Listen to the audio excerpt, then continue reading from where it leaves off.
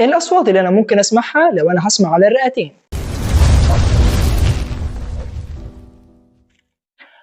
يلا البس معايا السماعة وعلي الصوت عشان تعرف تسمع الأصوات. فلو أنا شخص طبيعي فهو ده الصوت اللي هتسمعه من الرئتين.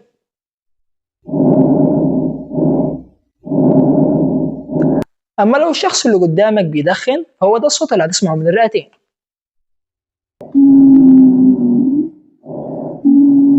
أما لو الشخص اللي قدامك عنده أزمة أو ربو فهتسمع الصوت ده.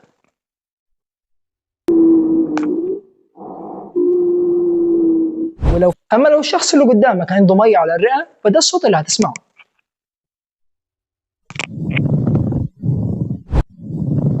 أما لو كان في عدوى أو التهاب رئوي فهو ده الصوت اللي هتسمعه.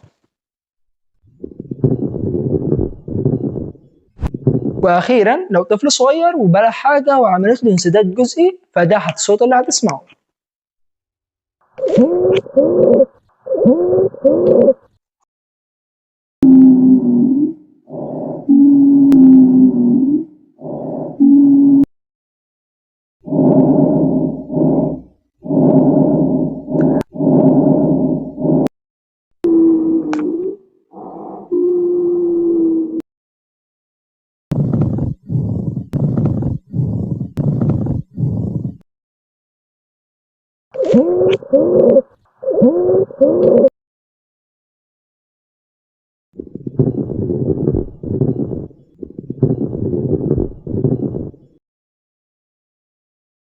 وما تنسوش تكتبوا لنا في التعليقات أكتر صوت مميز سمعتوه.